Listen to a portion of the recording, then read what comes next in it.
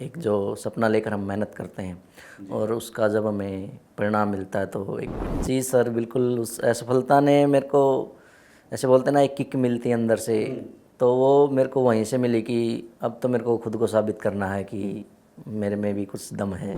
मैंने मेरे पहले अटैम्प्ट में 35 टेस्ट लगाए थे सर, जिसमें ज़्यादातर विज़न के टेस्ट थे सर। तो करंट अफेयर के लिए टेस्ट बहुत ज़रूरी है। उसके साथ साथ जो हमारा बेसिक है उस बेसिक को स्ट्रॉन्ग करने के लिए भी टेस्ट बहुत ज़रूरी है सर, क्योंकि जो टेस्ट हम लगा लेते हैं उससे हमारा नॉलेज टेस्ट भी हो जाता है और उसमें कुछ एक्स्ट्रा जो ऐड करने का होता है वो भी हमें टेस्ट सीरीज से मिल जाता है सर। लर्निंग इम्पोर्टेंट है। टेस्ट सीरीज़ का एक ही मोटो है कि आप सीखें कुछ या नहीं सीखें, मार्क्स आपके आए ना आए कोई मैटर नहीं करता है, लेकिन आपने क्या सीखा क्या नहीं सीखा वो मैटर करता है सर।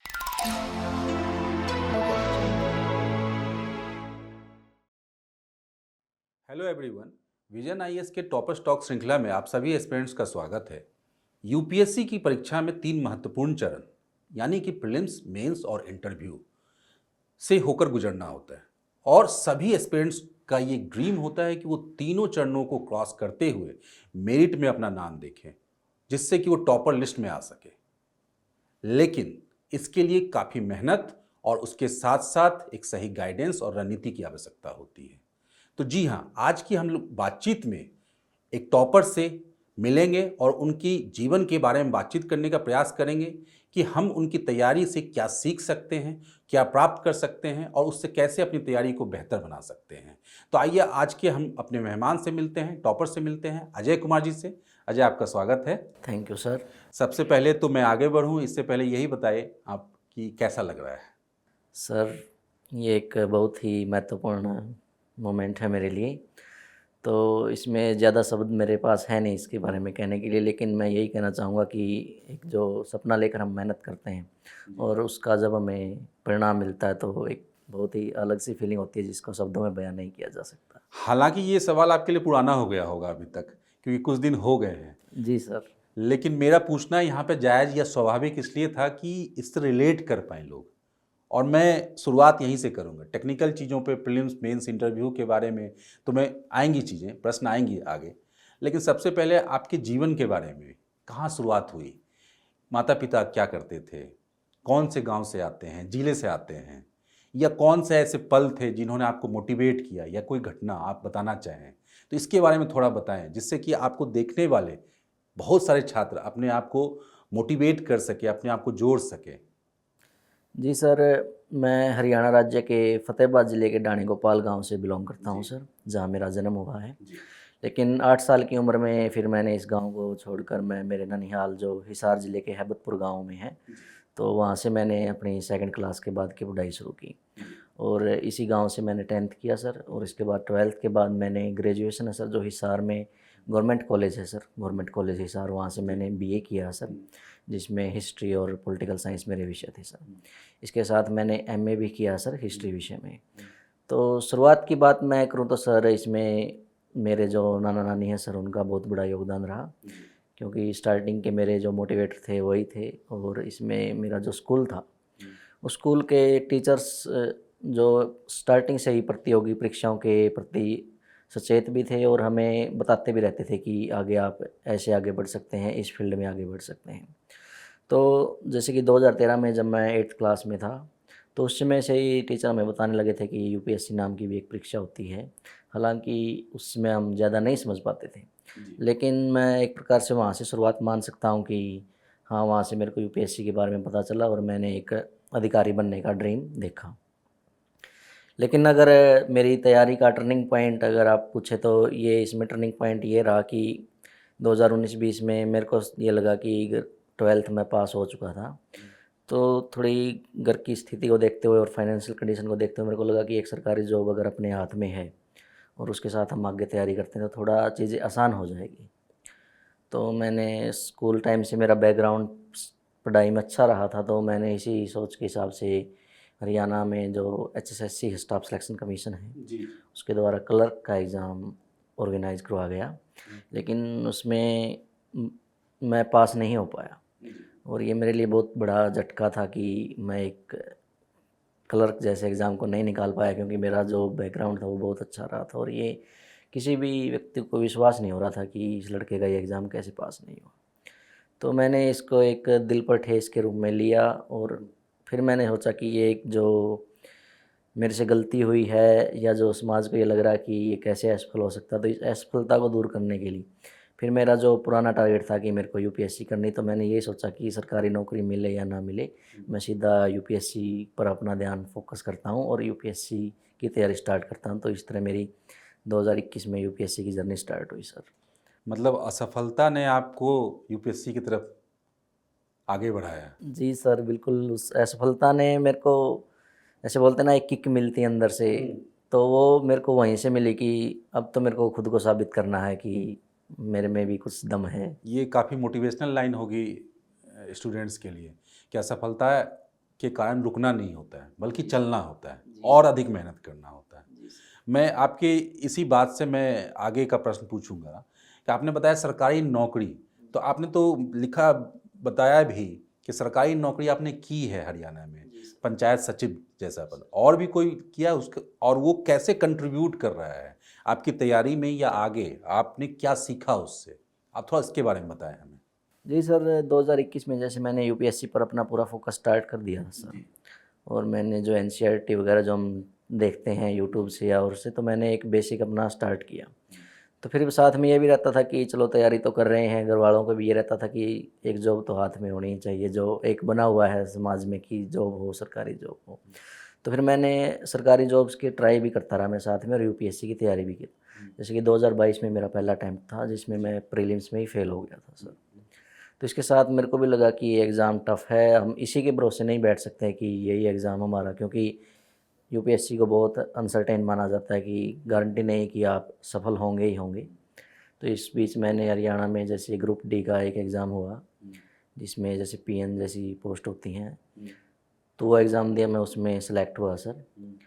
लेकिन उस वक्त जब मेरा सिलेक्शन हुआ तो मैंने 2023 में मेरा प्री क्लियर हो गया था सर सेकंड अटैम्प्ट में, और मैंने मेंस भी लिख दिया था सर। तो मेरे को लगा कि मेरा हो जाएगा, तो मैं उस वक्त उसको ज्वाइन नहीं कर पाया क्योंकि मैं इसमें था कि यूपीएससी में मेरा हो जाएगा।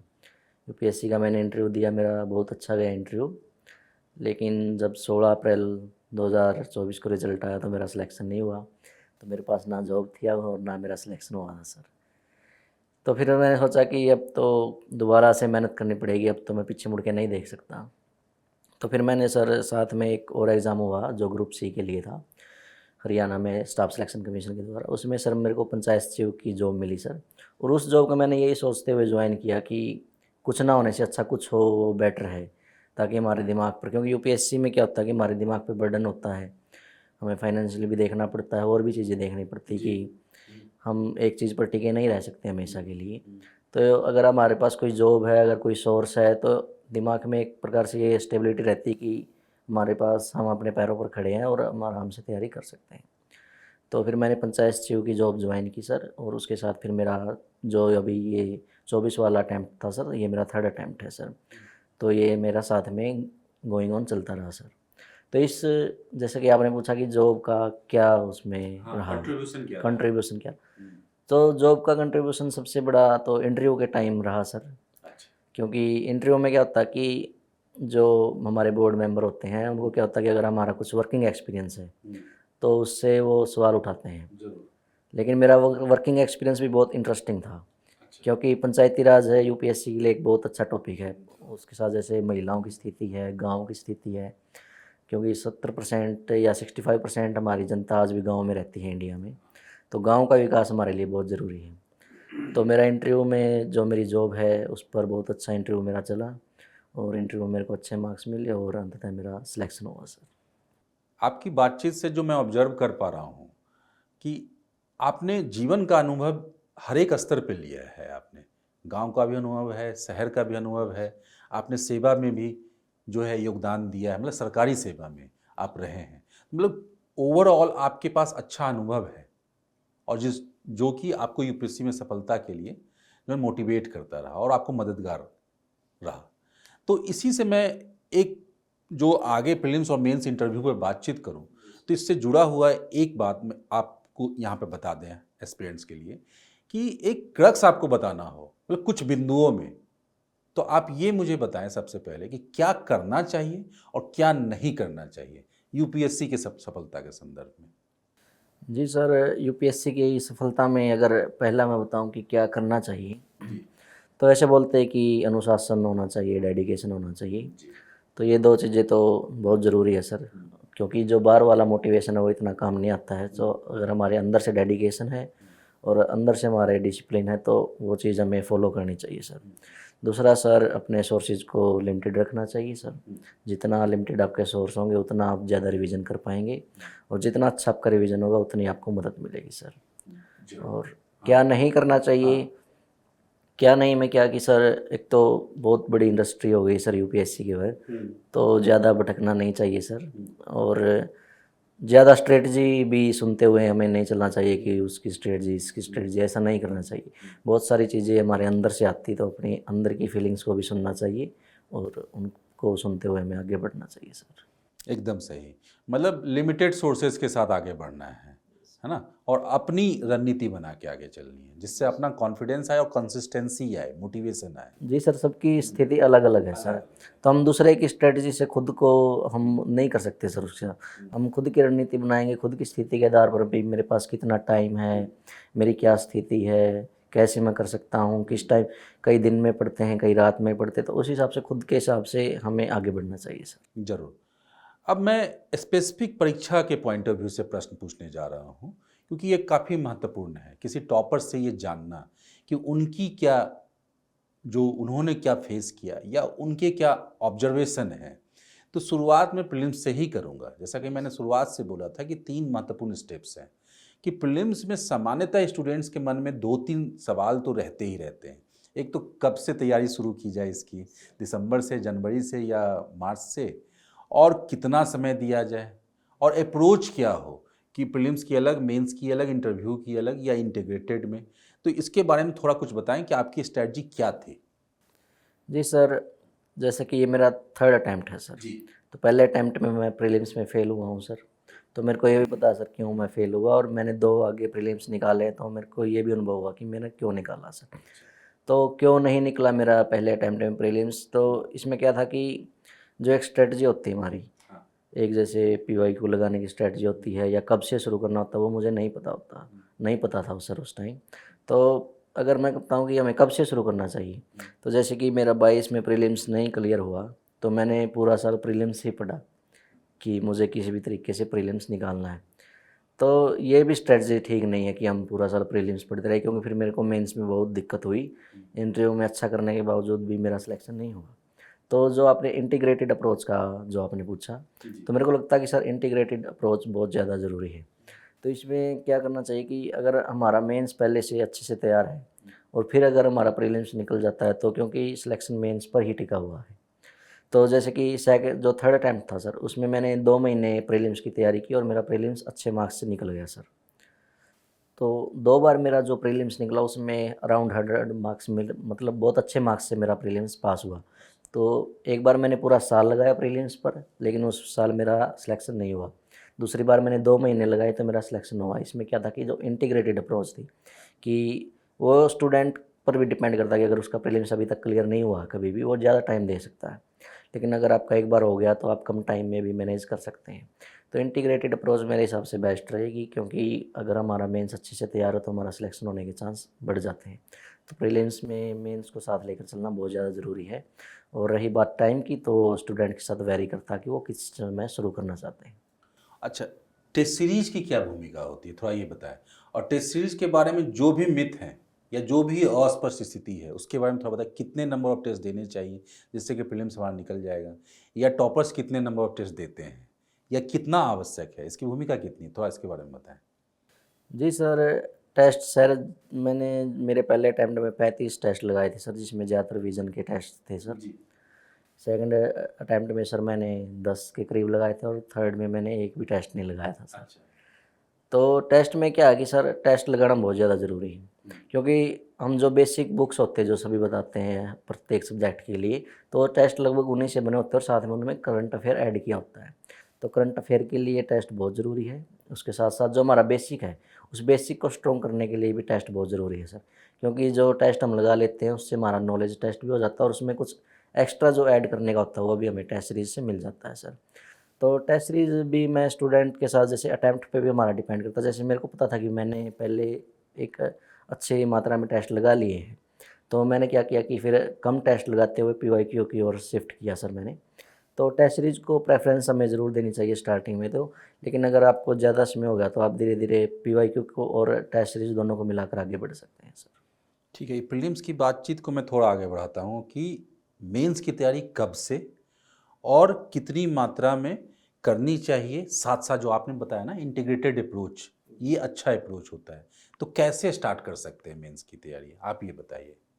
जी सर, इसे मैं अपने अनुभव से ही बताना चाहूँगा सर कि 23-16 मेरा प्रीलिम्स क्लियर हो गया सर, लेकिन उसमें सबसे बड़ी दिक्कत ये थी कि मैंने प्रीलिम्स से पहले एक भी आंसर नहीं लिखा था सर। अच्छा। मेरी पूरी आंसर राइटिंग और पूरा मेरा जो तैयारी है, क्योंकि मेरे पास मेंस के नोट्स भी नहीं थे, तो मेरे को लगता है कि सर उस अप्रोच की वजह से मुझे नुकसान हुआ सर। तो इसमें क्या कि इंटीग्रेटेड अप्रोच में आप ऐसे आगे बढ़ सकते हैं कि जो मेंस के आपके कम से कम, जैसे कि एथिक्स है, ऑप्शनल ऑप्शनल बहुत बड़ी भूमिका हिंदी माध्यम के लिए निभाता है। तो आपका ऑप्शनल कम से कम आपका कंप्लीट होना चाहिए, और एक एथिक्स और एससी है। इन 3 चीज़ों पर हम अगर अच्छे से पहले प्रीलिम्स से पहले फ़ोकस करके अगर अच्छी तैयारी कर लेते हैं, तो वो मेंस में जो हमें 3 महीने का या ढाई महीने का जो समय मिलता है, उसमें बाकी जो जीएस 1, 2, 3 है, उनको भी हम साथ में करते हुए एक अच्छी तैयारी के साथ आगे बढ़ सकते हैं सर। तो प्रीलिम्स से पहले मेरा यही मानना है कि हमें एथिक्स, एसए प्लस ऑप्शनल पर अच्छी पकड़ बना लेनी चाहिए सर।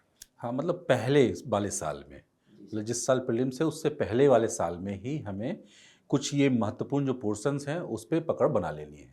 सर इससे क्या होगा कि हमारे सिलेक्शन के चांस बढ़ जाएँगे सर। नहीं तो फिर हो सकता है, जैसे कि मैंने 23 वाला मेरा मेंस निकल गया था सर, लेकिन फ़ायदा ये नहीं हुआ क्योंकि कट ऑफ से 2 मार्क्स ही मेरे ज़्यादा थे। तो अगर मेरे पास पहले से अगर ये जो एथिक्स है, एसए है, ऑप्शनल, इनके अच्छे से नोट्स तैयार होते और एक अच्छा रिवीजन होता, तो हो सकता है मेरा उस साल भी सिलेक्शन हो सकता है। जी। अच्छा, प्रीलिम्स वाली बात मैं यहाँ भी करूँगा टेस्ट सीरीज के संदर्भ में। टेस्ट सीरीज की क्या भूमिका है और आंसर राइटिंग और टेस्ट सीरीज की क्या भूमिका है यहाँ पे? बिल्कुल सर, मेंस में देखिए हमें एक दिन में 2-2 पेपर कम से कम 6 घंटे लिखना है सर। और लिखने की प्रैक्टिस तो हमें जो मेंस में ढाई महीने मिलते हैं उसमें बहुत अच्छे तरीके से करनी चाहिए सर। तो टेस्ट लिखना तो मेंस के लिए तो बहुत ज़्यादा ज़रूरी है सर, प्रीलिम्स से भी ज़्यादा ज़रूरी है मेंस में टेस्ट लिखना, क्योंकि अगर हमारी लिखने की प्रैक्टिस नहीं होगी तो फिर वहाँ हम कम्पीट नहीं कर पाएंगे। तो इस कड़ी में जैसे कि मैंने जो अभी मेरा 24 में सिलेक्शन हुआ है, तो इसके लिए मैंने जो विज़न का जो टेस्ट सीरीज़ का एक मॉड्यूल था, उसमें मैंने 12 टेस्ट लिखे और वो बहुत अच्छे तरीके से करंट अफेयर के साथ मिलाकर अच्छे से डिज़ाइन किए हुए थे, और मार्किंग जो थी वो बहुत अच्छे तरीके से की गई थी। ऐसा नहीं था कि बहुत बढ़ा चढ़ा के मार्क दे दिए कि कॉन्फिडेंस बहुत ऊपर चला गया, और ऐसा भी नहीं था कि बहुत लो मार्क, मतलब कि एक ऐसे मार्क्स जो यूपीएससी के पैटर्न से मैच करते हैं, जिससे हमें भी ये मोटिवेशन मिलता कि हाँ मेरे अंदर ये कमी है, इसको मेरे को ठीक करना है और इससे मेरे को अच्छे मार्क्स मिलेंगे। तो मेंस में जो टेस्ट सीरीज़ का है सर, वो बहुत अहम रोल है, और मेंस में हमें टेस्ट सीरीज़ लगानी चाहिए। और टेस्ट लिखने की प्रैक्टिस तो हमें आखिरी जो मेंस में अगर 1 हफ्ता बाकी रह गया तो वहाँ तक तो ज़रूर करनी चाहिए। लास्ट के 1 वीक में आप बार-बार रिवीजन कर सकते हैं। Yes sir. कभी मार्क्स नहीं आने का डिमोटिवेट भी हुए? हाँ सर, जब अनुभव नहीं था तब डिमोटिवेट होते थे सर। लेकिन जब एक समय के बाद हम समझ में आ जाता है कि ये यहाँ पर मैं 100 में से अगर 100 ले आऊँगा तो भी कोई फ़ायदा नहीं है, 100 में से अगर 10 ले आऊँगा तो भी कोई फ़ायदा नहीं। फ़ायदा ये है कि टेस्ट सीरीज़ से मैं सीख क्या रहा हूँ।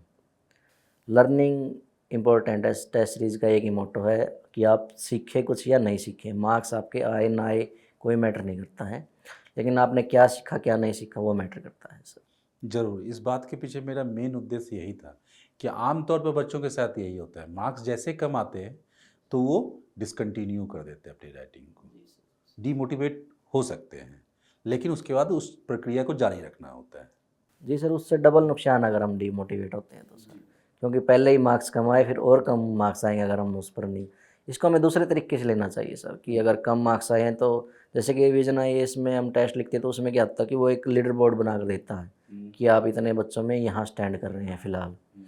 तो उसमें ना खुद को देखने की ज़रूरत है कि अच्छा मैं आज अगर मेरा 50 रैंक आया तो मैं अगले टेस्ट तक 40 पे लेके आऊँ या 35 पे लेके आऊँ। तो धीरे-धीरे क्या कि टेस्ट सीरीज़ से हमें सीखने पर ही फ़ोकस करना चाहिए सर। अब अजय थोड़ा हमें अपने ऑप्शनल के बारे में बताइए कि आपका क्या ऑप्शनल था, और ऑप्शनल के बारे में एक ओवरऑल रणनीति क्या होनी चाहिए, क्या लेकर चलना चाहिए, और क्या आपने इसमें ऑब्जर्व किया कि सारे स्टूडेंट्स को कुछ ना कुछ फॉलो करना ही चाहिए ऐसा? तो इसके बारे में थोड़ा बताएं हमें। सर मेरा ऑप्शनल इतिहास विषय रहा सर। और ऑप्शनल सर मेरे को लगता है मेरे अनुभव से कि सबसे बड़ा फैक्टर है सर ऑप्शनल मेंस में सर, क्योंकि 500 मार्क्स है और ऑप्शनल डिसाइड करता है कि आपकी रैंक आएगी या आपका सिलेक्शन होगा या आपको कौन सी पोस्ट मिलेगी सर। तो ऑप्शनल बहुत इंपॉर्टेंट है सर। और जहाँ तक हिंदी माध्यम की बात है सर, उसमें तो ऑप्शनल और बड़ी भूमिका निभाता है सर। तो ऑप्शनल में क्या था कि सर मैंने क्या कि मेरा ऑप्शनल पहले प्रिपेयर नहीं था सर। तो मैं 23 वाले मेंस का आपको अनुभव बताऊं तो मेरे ऑप्शनल में मार्क्स मात्र 213 है सर, और मेरा 13 नंबर से सिलेक्शन रुका सर। तो 213 है ऑप्शनल में, बहुत लोएस्ट स्कोर है सर। तो मेरे को लगता है कि अगर ऑप्शनल मेरा पहले तैयार होता तो मैं इसमें कुछ अच्छा कर सकता था सर। तो पहला तो मैं ये बताना चाहूँगा कि अगर आप ऑप्शनल देखिए एक अच्छे लेवल का करना ज़रूरी है। आप इसे ऐसे नहीं कर सकते कि मैं चलो सेल्फ स्टडी से करता हूँ, कर तो लेंगे लेकिन वो अच्छे मार्क्स वाली बात नहीं बनती है सर। तो अगर आप कोई कोचिंग का या किसी अच्छे टीचर का सहारा लेना चाहते तो ऑप्शनल में तो ज़रूर ले ही लेना चाहिए सर, क्योंकि वो आपको अच्छे से गाइड करेंगे, पीवाईक्यू करवाएंगे और एक अच्छा कंटेंट देंगे, क्योंकि ऑप्शनल कंटेंट की डिमांड करता है सर। तो ऑप्शनल के विषय में मेरा यही है कि ऑप्शनल की अच्छी तैयारी करनी चाहिए, और अगर आप कोचिंग का मदद ले सकते हैं या आपको मिल रही तो आपको ज़रूर उसमें डील नहीं बरतनी चाहिए सर। दूसरा सर, ऑप्शनल चूज़ करने में हमें क्या सोचना चाहिए। कई होते हैं सर जो ग्रेजुएशन सब्जेक्ट, जैसे कि ग्रेजुएशन में मेरे पास हिस्ट्री था सर, लेकिन मेरा तो पहले से ही स्कूल टाइम से ही तय था कि मेरे को हिस्ट्री ऑप्शनल लेना है सर। ये मुझे पता नहीं कहाँ से मेरे दिमाग में आया कि मेरे को हिस्ट्री लेना है। मैंने किसी से कभी पूछा भी नहीं कि मेरे को हिस्ट्री ऑप्शनल लेना है। ना मैंने ये सोचा कि इसमें अच्छे मार्क्स आते हैं, क्योंकि उस टाइम नहीं पता होता हमें स्टार्टिंग में इतना कि इसमें अच्छे मार्क्स आ रहे हैं, इसमें रिजल्ट आ रहा है, इसमें नहीं आ। मैंने बस पता नहीं मेरे अंदर से गट फीलिंग आई कि मेरे को हिस्ट्री लेना है, मेरे को हिस्ट्री में जमता है, अच्छे से मैं इसको लंबे आवर्स तक पढ़ सकता हूँ। तो ऑप्शनल में मेन तो ये रहना चाहिए कि आप किसी और से नहीं पूछ सकते कि मैं क्या ऑप्शनल हूँ। आपका किस विषय में इंटरेस्ट है, आपको कुछ भी पढ़ने का मन नहीं कर रहा, अगर तब भी आप ऑप्शनल पढ़ सकते हैं। तो इन चीज़ों को ध्यान में रखते हुए ऑप्शनल आपको अंदर से ही सोचना चाहिए कि मैं कौन सा लूँ। हालांकि मार्क्स सभी ऑप्शनल में आता है, अगर आप अच्छे से मेहनत करते हैं तो। ज़्यादा रिजल्ट या ट्रेंड को ना देखते हुए हमें खुद के इंटरेस्ट को प्रेफर करने की ज़्यादा ज़रूरत है सर। मतलब इंटरेस्ट को प्रिपेयर करने की ज़्यादा ज़रूरत है। और कोई फैक्टर होते हैं ऑप्शनल चूज करने में जो ध्यान रखना चाहिए स्टूडेंट्स को? और तो सर ये जो दूसरे फैक्टर यही आते हैं कि इसका कंटेंट हमारे पास अवेलेबल है या नहीं, इसका अच्छा टीचर हमारे पास है या नहीं, ये चीज़ें भी मैटर करती है सर।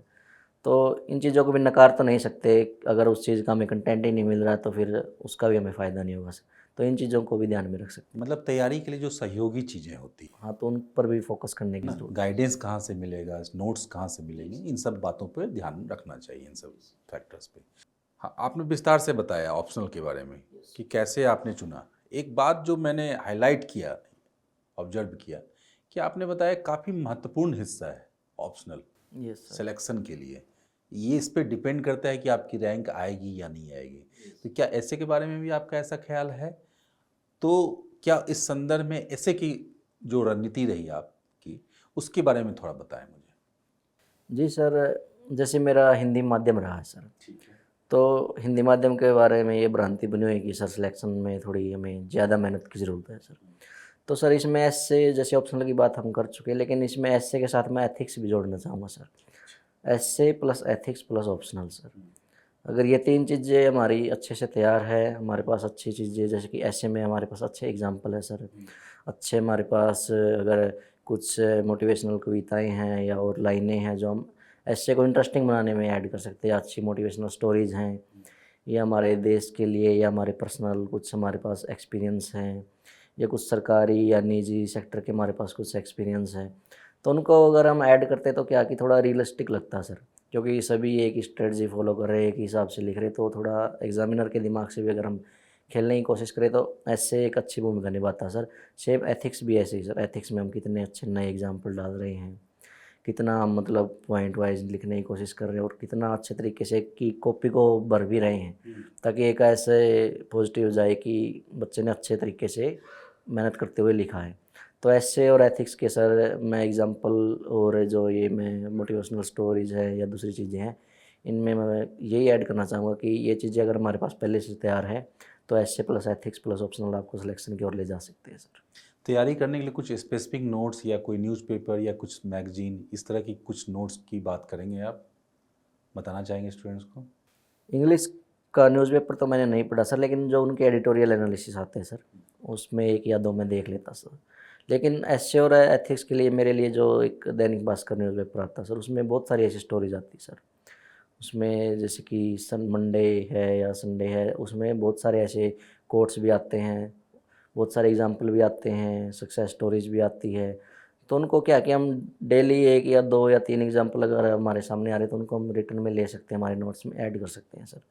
तो ये मेरा सोर्स रहा कि मैं धीरे-धीरे जो भी मेरे पास स्टोरेज आती थी, उसमें हमारे पास जो ब्यूरोक्रेट हैं उनके एग्जाम्पल भी हो सकते हैं या दूसरे सेक्टर के लोगों के भी एग्जाम्पल हो सकते हैं।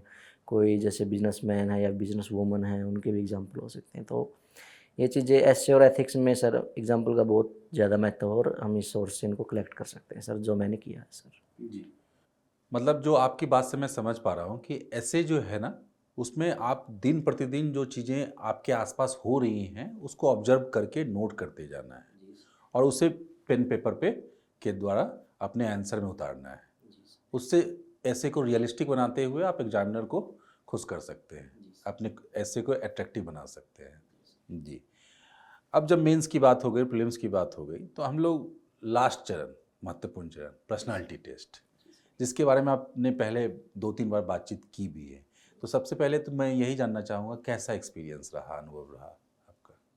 जी सर, इंटरव्यू का मेरा बहुत अच्छा एक्सपीरियंस रहा सर। और इसमें मेरे जैसे दोनों अटैम्प्ट में इंटरव्यू में मेरे को बोर्ड भी सेम मिला सर, अच्छा। जो बीबी स्वाइन सर का मेरा बोर्ड था सर। और मेरे को पहले इंटरव्यू में 182 मार्क्स मिले सर और सेकंड इंटरव्यू में मेरे को 171 मार्क्स मिले सर। तो मेरे सिलेक्शन में इन मार्क्स ने काफ़ी अच्छी भूमिका निभाई सर। तो इंटरव्यू का ओवरऑल एक्सपीरियंस बहुत अच्छा रहा सर, क्योंकि मेरा इंटरव्यू जो था कि जो हमारा डैफ होता है, डैफ में जो हमारा ओबी का सेक्शन होता है या हमारा कुछ फैमिली बैकग्राउंड होता है, जैसे कि मेरा फैमिली बैकग्राउंड एग्रीकल्चर से जुड़ा हुआ है, वैसे मैं विलेज से जुड़ा हुआ हूँ। या दूसरी चीज़ें हैं जैसे कि मेरे को विलेज की ब्यूटी है, या जैसे कि मेरे को बॉलीवुड मूवीज़ में मैंने उसमें मेंशन किया था। एक डैफ में मैंने डाला था सोशल एक्टिविटीज़ बाय यूथ, जो गांव में एक यूथ कमेटी होती है युवा लोगों की, वो सोशल एक्टिविटीज़ करती है गांव में। तो ये सब चीज़ें मैंने अपने डैफ में डाली गई थी और जो बोर्ड के जो मेंबर हैं उन्होंने इन चीज़ों में काफ़ी अच्छा इंटरेस्ट लिया और मेरे से जो ग्राउंड लेवल की, जो ग्राउंड ज़ीरो की स्थिति है, उनके बारे में बात की सर। और जो इस साल की इंटरव्यू है सर, उसमें मैं पंचायत सचिव भी था सर। तो एज एस सचिव उन्होंने गांव में महिलाओं की स्थिति, जैसे कि एक सरपंच पति की जो प्रथा है, महिलाएं प्रधान बनती है लेकिन उनको आगे नहीं आने दिया जाता है, तो महिलाओं का इश्यू है। एक जो मेरी साइड है वो पंजाब को बॉर्डर लगता है, तो एक ड्रग का इशू गांव में देखने को मिलता है। और भी गांव में जैसे एग्रीकल्चर की एक समस्या की, हम धान गेहूँ पे ज़्यादा डिपेंड हैं और दूसरी चीज़ों में आगे नहीं बढ़ रहे हैं। तो ऐसी ऐसी चीज़ें करके उन्होंने समस्याएं पूछी, उनको कैसे टैकल कर सकते हैं, आपने एसजीओ के तौर पर उसमें क्या भूमिका निभाई है। तो ऐसे ऐसे क्वेश्चन पूछ के इंटरव्यू का मेरा एक्सपीरियंस काफ़ी अच्छा रहा सर। काफ़ी डिटेल में बातचीत हुई आपकी। जी सर। ठीक है, आपकी हॉबी भी काफ़ी यूनिक थी, गांव से जुड़ी हुई, और उस पर भी प्रश्न हुए। जी सर। जी। अब मेरा एक सवाल है, एस्पिरेंट्स की तरफ से ही, जी सर। एक आपकी क्या ऑब्जर्वेशन रहे इसमें बताएं। आपने 1 से अधिक इंटरव्यू दिए, जी सर। तो यूपीएससी एग्जैक्टली क्या डिमांड करती है, क्या चाहती है एक सुटेबल कैंडिडेट से, इसके बारे में थोड़ा बताएं। Interview specific sir. Yes sir, interview में एक लाइन में अगर मैं कहना चाहूँ कि आप जो हैं वो रहें सर। खुद को 1 या 2 महीने के लिए बनावटी ना बनाएं कि मैं इससे अच्छे मार्क्स ले सकता हूँ, क्योंकि वो बहुत ही एक्सपीरियंस्ड लोग हैं। अगर हम कुछ भी इधर उधर करते हैं तो उनको पकड़ने में देर नहीं लगती सर, और फिर वो नेगेटिव में भी जा सकता है। तो मेरा तो जो अनुभव रहा सर कि आप रियल रहें। हो सकता है कि आप अगर ग्रामीण पृष्ठभूमि से, तो आपकी लैंग्वेज में थोड़ा लोकल टच भी आ सकता है, उसको चेंज करने की कोशिश ना करें, वो होगा भी नहीं, क्योंकि वो वर्षों से चला आ रहा है। तो उसको थोड़ा आप टच को रखें तो उनको भी अच्छा लगता है कि हाँ, जो ये बच्चा परिस्थिति बता रहा है उसी से जुड़ा हुआ है। तो अपनी रियलिटी को बनाए रखें और हो सके जितना उतना ईमानदार रहें, होनेस्ट रहें। जवाब आ रहे हैं तो जवाब दें, और ज़्यादा गैस वर्क करने की भी कोशिश ना करें, और एक ये कि इंटरव्यू को थोड़ा अपने तरीके से चलाने की कोशिश करें, क्योंकि अगर इंटरव्यू फैक्चुअल चला जाता तो फिर मार्क्स कम आने के चांस ज़्यादा रहते हैं, क्योंकि इंटरव्यू के टाइम बहुत ज़्यादा हम बर्डन में भी होते हैं, प्रेशर भी होता है, नर्वसनेस भी होती है। तो इंटरव्यू में अपने अगर हम डेफ को इंटरेस्टिंग बना लेते हैं तो इंटरव्यू हमारा अच्छा जाएगा सर।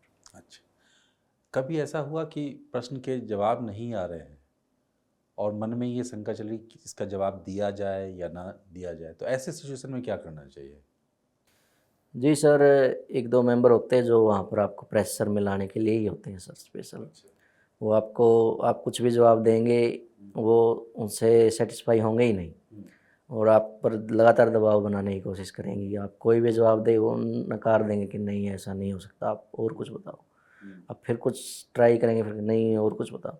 तो ऐसे मौके पर होता कि कई बार हो सकता कोई अपना मतलब कंट्रोल ना रख पाए, फ्रस्ट्रेटेड, अपने चेहरे पे फ्रस्ट्रेशन दिखाने लगे, या डिमोटिवेट दिखाने लगे कि मैं तो प्रेशर में आ गया, चेहरे पर ऐसे भाव ना आने दें। तो इसमें सबसे अच्छा तरीका कि अगर आप नहीं बच सकते तो एक सॉरी जो वर्ड है उसका प्रयोग करके आप बच के निकल भी सकते हैं सर। ज़रूर, एकदम प्रैक्टिकल तरीका, अपने आप को ऑनेस्ट बना के, जो स्पष्ट सरल बना के आप इंटरव्यू में अच्छा कर सकते हैं। जी।